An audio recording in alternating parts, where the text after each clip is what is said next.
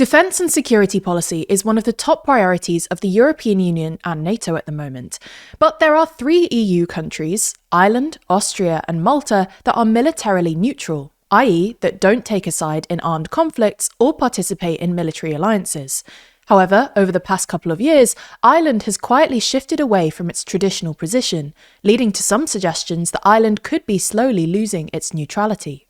So in this video, we'll explore Ireland's history of neutrality and whether, as we now enter this new era of militarisation, this neutrality is being eroded.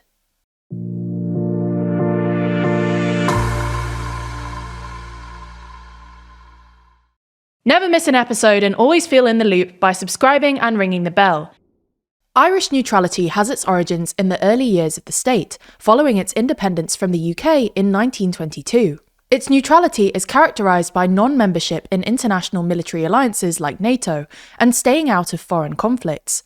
Ireland joined the EU in 1973, but as the Union integrated further and defence and security cooperation was expanded by the Nice and Lisbon treaties, Ireland amended its own constitution in 2002 to insert Article 29.4.9, which reads, "The state shall not adopt a decision taken by the European Council to establish a common defence pursuant to Article 42 of the Treaty on European Union, where that common defence would include the state." Essentially, this is meant to safeguard Irish neutrality by preventing Ireland from joining a European common defence arrangement or any future European army. In practice, though, Ireland's neutrality has fluctuated over time. Historians tend to agree that, during the Second World War, Ireland was neutral in name but not in action. For instance, Ireland let the US use its airspace to fly over to Royal Air Force bases across Northern Ireland and Great Britain, while American planes flying to North Africa used West Ireland's Shannon Airport for refuelling. Moreover, the Irish Free State military also shared intelligence with their British counterparts, and even formulated a plan for joint military operations if the Nazis were to ever invade Ireland. However, arguably the strongest indication of Irish non-neutrality was the number of Irish who served in the British Armed Forces during World War II.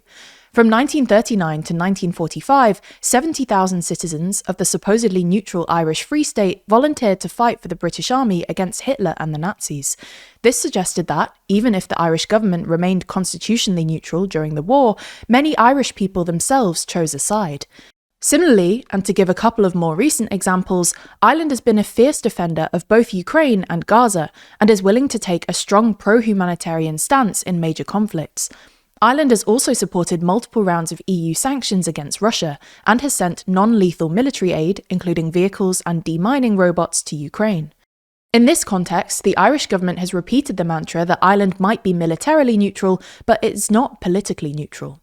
In recent years, though, Ireland's military neutrality has become increasingly controversial, with critics arguing that Ireland has benefited from Western security arrangements without contributing to its collective defence. Some publications have accused Ireland of freeloading off NATO, of which it is not a member, and have pointed out that Ireland has by far the lowest defence spending in the EU at just 0.2% of GDP. Moreover, while other European countries have since agreed to increase this to 5% of GDP by 2035, Ireland, even with recent defence budget boosts, hasn't increased its defence spending as a share of GDP since 2021. This has led to some concerns given Ireland's important role in the transatlantic security architecture. Around 75% of all cables in the Northern Hemisphere, which connect Europe and North America, pass through or near Irish territorial waters, and Ireland also serves as the European headquarters for 16 of the top 20 global tech giants, including Apple, Amazon, Google or Alphabet, Meta, Microsoft and Intel, making it a potential target for cyber attacks. As such, over the past year or so, the Irish government has taken steps to reform its foreign policy and deepen its defence integration with NATO. Foreign Policy magazine recently described Ireland as becoming a French military protectorate, leading to some suggestions that Irish neutrality is evolving significantly in order to protect both Irish and Euro-Atlantic interests. As we see it, there are essentially 2 main developments that apparently challenge Irish neutrality. First, Ireland's defence and foreign policy reforms, and second, closer defence integration with NATO. The biggest reform to Ireland's defence and foreign policy is the government's push to loosen the rules on deploying Irish troops abroad. For context, historically, Ireland has been a major supplier of peacekeepers, being the only nation to have a continuous presence on UN and UN-mandated peace support operations since 1958. Irish peacekeepers have been sent to conflicts on nearly every continent, with their most significant and ongoing deployment being to Lebanon, although this mission is expected to end by 2027. However, Ireland's so-called triple lock, which is triggered for deployments of more than 12 soldiers, is designed to safeguard Irish military neutrality by requiring approval from all three of the Irish government, Parliament and the UN. In June, the Irish government entered the final phase of reforming the triple lock to raise the threshold for its application from 12 to 50 soldiers and to remove the need for UN authorisation. Critics argue this would mark a significant shift away from Irish neutrality, given that it reduces one of the key legal and political safeguards that differentiates Ireland's defence policy from that of other EU member states. The second way Ireland seems to be losing its neutrality is through deeper defence integration with NATO. To be clear, Ireland has long cooperated closely with NATO without being a member. In 1999, Ireland joined NATO's Partnership for Peace programme, and Ireland is also involved with the Euro-Atlantic Partnership Council, a multilateral forum created to improve relations between NATO and non-NATO countries. However, since Russia's full-scale invasion of Ukraine in 2022, Ireland's relationship with NATO has deepened.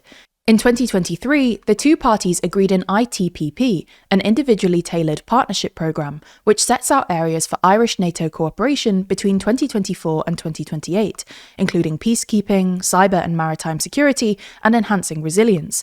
And a senior NATO official, Admiral Rob Bauer, visited Ireland in February 2024. This again suggests that Ireland's traditional neutrality is eroding, and that, slowly, Ireland is being absorbed into Western defence structures without full NATO membership. Ultimately, though, Ireland's rearmament is nowhere near the level of other European countries, and it's highly unlikely to join NATO anytime soon. Moreover, Ireland still attracts criticism for its officially neutral stance. Earlier this month in Dublin, for instance, Ukrainian President Volodymyr Zelenskyy subtly took aim at Ireland for hosting companies still doing business with Russia, like the Russian-owned Orkanish Aluminium refinery in County Limerick, saying, "Every tonne of raw material that ends up in Russia is used against us in this war." While the Irish government has launched an investigation into the refinery, which is expected to come to an end soon, ironically, either outcome, taking action against the Russian-owned asset or failing to take action against it, could fuel criticism that it undermines Irish neutrality. What this shows is that, in times of conflict, almost any decision becomes a test of neutrality, and there's not always a clear answer. Greenland. For decades, it's been viewed as little more than a giant ice sheet on the edge of the world. A massive ice fortress that most of us only ever saw from 30,000 feet on a flight to somewhere else. However, that ice is receding, and as it does, the world's superpowers are beginning to move in. At TLDR, we've spent almost 10 years explaining things from behind a desk, but some stories are too big for our studio. So to understand why this island, and the Arctic more generally, has suddenly become the most valuable real estate on Earth, we had to go there. As you'll soon discover though, this isn't just a political briefing hosted from the cold. We're hiking through the wild, discovering melting icebergs, and uncovering the rusting remnants of secret military projects abandoned in the snow. I used to think I understood what cold was, but I was lying to myself. Over 3 episodes, we're asking, what's the big deal with Greenland? From the scramble for rare earth minerals, to the new battlefield for Washington, Beijing, and Moscow. We're camping out in the glaciers that are changing our climate, and discovering the country caught in the middle of this global tug of war. This is funny to you, Jet. It will be funny to you in the future. Hello. Hello, deep there. Jesus Christ. That's the whale. Right whale. Rather appropriately for the world's largest island, this is the biggest project we've ever taken on. A documentary about the beauty, power, and future of our planet. Coming this summer exclusively to TLDR Party members. If you're not a TLDR Party member already, you can sign up right now. Members not only get access to 2 long documentaries like this one, but they also get access to the audio versions of every article in our magazine Too Long, each narrated by the writers of those articles, allowing you to listen along to it all. You also get access to our behind-the-scenes podcast, The Bullpen, access to our extra podcasts, The Last Move and The Last Word, our brand new news quiz, plus our brand new UK politics podcast, Andemonium. Becoming a member costs £3.99 a month, but for the very best deal, you should grab the Too Long and TLDR Party bundle. That way you get both our quarterly magazine Too Long, as well as access to all of the benefits of TLDR Party, for a very discounted rate. Plus, if you use code Greenland, we'll give you an extra £4 off your first bundle payment, making it basically the same price as a standalone subscription. Find out more and support the channel at toolong.news/party.